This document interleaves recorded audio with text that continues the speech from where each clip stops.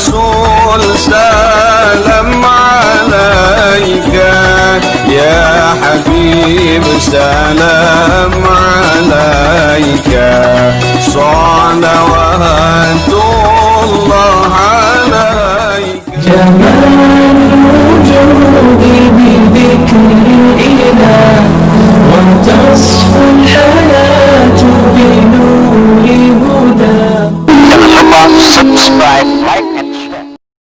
اشرح لي صدري ويسر لي أمري واحلل عقدة من لساني يفقه قولي.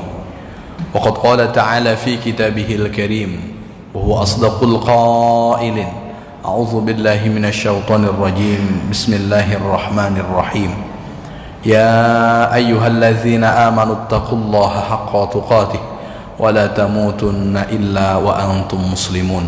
الآية صدق الله العظيم. أما بعد. Ma'asyiral muslimin wal muslimat, para alim, para ulama, para tokoh masyarakat, para orang tua kami, bapak-bapak, ibu-ibu, dan seluruh jamaah salat fardu maghrib yang semuanya insyaallah dimuliakan oleh Allah subhanahu wa ta'ala. Bersyukur kita kepada Allah dengan mengucapkan kalimat alhamdulillahi rabbil alamin, karena sampai pada kesempatan malam yang berbahagia ini Allah masih memberikan kita kesempatan untuk sama-sama melangkahkan kaki, mengayunkan tangan guna memenuhi panggilan Allah subhanahu wa ta'ala. Bersalawat kita kepada Rasulullah dengan mengucapkan kalimat Allahumma salli ala sayyidina Muhammad wa ala ali sayyidina Muhammad. Assalamu alayka ya Rasulullah. Seraya berharap semoga kita menjadi bagian dari umat Rasulullah yang kelak mendapat syafaatnya di padang mahsyar, dikumpulkan dengan Rasulullah di dalam surga Allah subhanahu wa ta'ala. Amin ya rabbal alamin. Bapak ibu, para orang tua kami yang dimuliakan oleh Allah subhanahu wa ta'ala, masih melanjutkan tentang tema sebelumnya, yaitu para penghuni neraka. Dan pada kesempatan malam hari ini saya akan menyampaikan hadis Rasulullah sallallahu alaihi wasallam yang diriwayatkan oleh Imam Muslim dari sahabat Rasulullah yang bernama Abu Hurairah radhiyallahu anhu. Di dalam buku Imam Qurtubi ini beliau menuliskan pada bab fi sifati ahlin nar, di antara sifat penduduk neraka. Hadis ini Rasulullah sallallahu alaihi wasallam bersabda, sinfani min ahlin nar. Kata Rasulullah sallallahu alaihi wasallam, ada dua kelompok yang jika sifat yang ada pada dua kelompok ini ada pada seseorang, maka seseorang tersebut bagian dari orang yang Allah subhanahu wa ta'ala akan masukkan ke dalam neraka. Lam arahuma, kata Rasulullah sallallahu alaihi wasallam, yang kedua ini aku belum melihatnya. Jadi kata Rasulullah sallallahu alaihi wasallam, yang sebelumnya belum dilihat oleh Rasulullah sallallahu alaihi wasallam, tapi Rasulullah sudah sampaikan di dalam hadisnya. Maka banyak hal yang kemudian pada waktu itu Rasulullah sallallahu alaihi wasallam belum menyaksikan, tapi kemudian Rasulullah sering menyampaikan. Maka kalau sesuatu yang belum Rasulullah sallallahu alaihi wasallam lihat, lalu kemudian Rasulullah sudah menyampaikan, ini diantara bukti kemukjizatan Nabi kita Muhammad sallallahu alaihi wasallam. Sesuatu belum terjadi, tapi kemudian beliau sudah menyampaikan. Beliau sudah menyampaikan. Kiamat, berapa kali kemudian beliau menyampaikan tentang ciri-cirinya, meskipun kemudian ciri-ciri itu belum langsung disaksikan oleh Rasulullah sallallahu alaihi wasallam. Maka yang disampaikan oleh Rasulullah kalau belum terjadi, tidak mungkin bagian dari yang hanya sekedar dipikirkan oleh Rasulullah, tak lain dan tak bukan melainkan wahyu yang Allah subhanahu wa ta'ala berikan. Maka terkait dengan Rasulullah itu, wa ma yantiqu anil hawa in huwa illa wahyu yuha, yang Rasulullah sallallahu alaihi wasallam sebutkan bukan mengikuti hawa nafsu, tapi benar wahyu yang Allah subhanahu wa ta'ala sampaikan. Apa dua hal yang pada waktu itu belum dilihat oleh Rasulullah sallallahu alaihi wasallam, tapi Rasulullah menyebutnya bahwa dua hal ini bagian dari orang yang Allah subhanahu wa ta'ala akan masukkan ke dalam neraka. Yang pertama, kata Rasulullah, qaumun ma'ahum siyatun ka'adznabil baqar yadribu nabihan nas. Kata Rasulullah sallallahu alaihi wasallam, ada sekelompok kaum yang dia memiliki apa namanya, pecut. Bapak Ibu tahu pecut, Bapak Ibu? Apa namanya bahasa lainnya? Yang cambuk. Cambuk. Baik, mohon maaf Bapak Ibu, cambuk. Jadi orang yang kemudian memiliki cambuk, dia memiliki cambuk. Cambuk itu kata Rasulullah sallallahu alaihi wasallam tak ubahnya seperti ekor kerbau. Jadi yang panjang ekor sapi itu, seperti itu model cambuknya kata Rasulullah sallallahu alaihi wasallam. Dengan cambuk itu dia gunakan untuk memukul orang. Dengan itu dia gunakan untuk kemudian menyakiti orang lain. Ini yang disebut oleh Rasulullah sallallahu alaihi wasallam satu di antara orang yang akan menghuni neraka Allah Subhanahu wa taala. Maka terkait dengan orang yang memiliki cambuk ini dijelaskan, yang dimaksud adalah orang yang kemudian memiliki cambuk dengan kekuatan yang ia punya, lalu kemudian dia keluar dari batasan bolehnya memukul seperti bagian dari yang diperbolehkan. Bapak Ibu yang dimuliakan oleh Allah, memukul itu kan ada batasannya. Memukul dengan menggunakan cambuk itu ada batasan. Siapa orang yang dipukul umpamanya, lalu kemudian bagaimana cara memukulnya, bukan karena barang yang kemudian kita pegang, tapi ada batasan-batasan untuk kemudian bagaimana kita menggunakan. Maka orang yang keluar dari batasan-batasan itu bagian dari orang yang diingatkan oleh Rasulullah sallallahu alaihi wasallam, satu di antara penghuni neraka Allah Subhanahu wa taala. Maka di bab hisab sebelumnya sudah saya sampaikan bahwa ketika orang-orang sudah akan Allah Subhanahu wa taala berikan balasan dari amal kebaikannya. Ketika para sahabat bertanya kepada Rasulullah, manil muflis, wahai para sahabatku, menurut kalian siapa orang yang bangkrut itu? Para sahabat menjawab, orang yang bangkrut itu wahai Rasulullah, man laisa lahu mata'un wala dirhamun, orang yang tidak punya harta benda, orang yang tidak punya uang, itu orang yang bangkrut. Kata para sahabat ketika ditanya oleh Rasulullah sallallahu alaihi wasallam.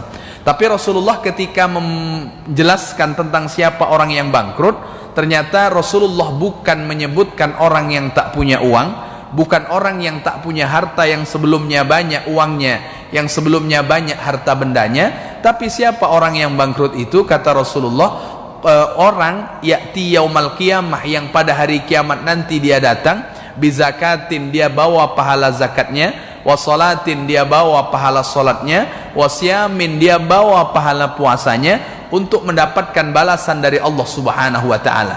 Tapi bersamaan dengan itu malaikat menyampaikan, wa ya'ti qad daraba haza, wahai Tuhanku, bahwa amal kebaikannya memang banyak, dia ada pahala solatnya, dia ada pahala puasanya, dia ada pahala zakatnya, tapi ketika hidup di dunia dia telah memukul orang lain. Dia mukul orang lain tanpa kemudian dia selesaikan untuk kemudian meminta maaf terkait dengan orang yang dia pukul. Maka oleh karena itu Bapak Ibu yang dimuliakan oleh Allah Subhanahu wa taala, barangkali ini juga masuk dalam kebijakan. Seandainya orang memberikan putusan hukum, lalu kemudian putusan hukum itu melampaui batas dari apa yang kemudian dilakukan dari tindak kriminal oleh seseorang, maka orang yang kemudian memberikan putusan hukum ini jika melanggar batasan dari apa yang harusnya diterima oleh orang yang menerimanya, maka perbuatan ini bisa mengantarkan yang bersangkutan menjadi hal yang menyebabkan bersangkutan berat untuk masuk ke dalam surga Allah Subhanahu wa taala, dalam makna dia akan menjadi orang yang Allah Subhanahu wa taala akan masukkan ke dalam neraka.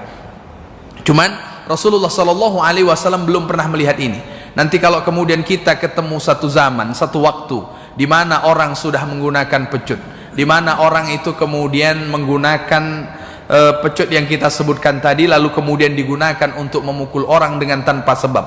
Kalau memukul untuk litakdib, untuk kemudian memberikan pelajaran, itu tidak masalah. Tapi kalau kemudian memukul untuk melukai, memukul untuk kemudian menyakiti orang lain, itu yang kemudian tidak diperbolehkan.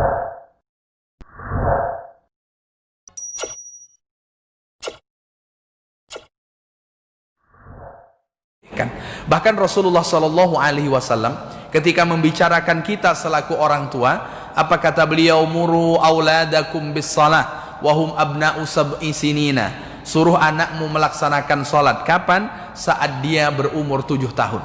Jadi kalau sudah 7 tahun itu, maka rajinlah kita untuk menyuruh sholat anak kita. Maka sering sampaikan kepada anak kita, kalau sudah masuk usia 7 tahun, suruh melaksanakan sholat. Kalau ketemu dia belum sholat, tanyakan, sudah sholat atau belum. Kalau kemudian dia masih tidur, bangunkan untuk kemudian melaksanakan sholat. Kapan? Saat usianya 7 tahun. Lalu kemudian wadribuhum, beri sanksi. Dalam teks sanksi ini adalah memukulnya. Kapan kemudian anak ini dipukul? Ketika dia tidak melaksanakan sholat. Wahum abna'u asri sinina, saat anak itu berumur 10 tahun. Maka memukul anak saat berusia umur 10 tahun, berusia 10 tahun, apa penyebabnya? Karena dia tidak melaksanakan sholat. Tapi memukulnya bukan untuk menyakiti, tapi litakdib, sebagai bagian dari memberikan pelajaran tentang pentingnya untuk kemudian melaksanakan apa yang Allah Subhanahu wa Ta'ala wajibkan. Apa yang Allah Subhanahu wa Ta'ala wajibkan kemudian, meskipun sebagian yang 10 tahun itu belum masuk di usia balik. Tapi kalau seandainya usia 10 tahun itu sudah masuk usia balik, maka kemudian sudah menjadi bagian dari catatan amal di dalam buku kesehariannya. Ini Bapak Ibu yang dimuliakan oleh Allah Subhanahu wa Ta'ala. Yang kedua, kata Rasulullah sallallahu alaihi wasallam, orang yang nanti akan Allah masukkan ke dalam neraka, kata beliau, wanisaun, dan para perempuan kasiat yang mengenakan pakaian arian, tapi kemudian dia telanjang. Kata Rasulullah sallallahu alaihi wasallam, dia mengenakan pakaian tapi kemudian dia telanjang. Apa yang dimaksud perempuan yang mengenakan pakaian tapi kemudian telanjang? Ini ada beberapa penjelasan. Satu di antaranya, perempuan yang mengenakan pakaian tapi telanjang itu annahunna kasiyat minathiyab ariyat minaddin. Dia memang betul mengenakan pakaian, tapi dia tak punya pakaian agama. Artinya apa? Dia betul menutup auratnya, tapi kemudian agama yang seharusnya menjadi bagian dari hal yang penting di dalam kehidupannya, dia tidak dimilikinya. Maka kalau orang kemudian tidak tahu tentang agama, maka dia akan mudah membuka auratnya, lalu kemudian dia memamerkan kecantikan, kemolekan tubuhnya. Ini yang dimaksud. Jadi orang mengenakan pakaian tapi kemudian telanjang. Bukan telanjang tapi tak ada sehelai benang pun yang menempel di badan. Tapi kemudian satu di antara penjelasan perempuan yang berpakaian tapi telanjang, dia mengenakan pakaian tapi dengan pakaiannya dia tidak tahu tentang agama, sehingga dia mudah membuka auratnya, sehingga dia mudah untuk memperlihatkan, memamerkan kemolekan dan kecantikan tubuhnya. Ini yang disebutkan oleh Rasulullah sallallahu alaihi wasallam. Dahulu tak dilihat oleh Rasulullah sallallahu alaihi wasallam. Kira-kira Bapak Ibu yang dimuliakan oleh Allah, sekarang kita lihat atau tidak yang bagian nomor 2 ini? Nah, kalau ibu-ibu tak melihat, bapak-bapak melihat atau tidak? Itu dia. Nah, kalau ibu-ibu tak melihat, barangkali bapak-bapak kemudian yang melihat.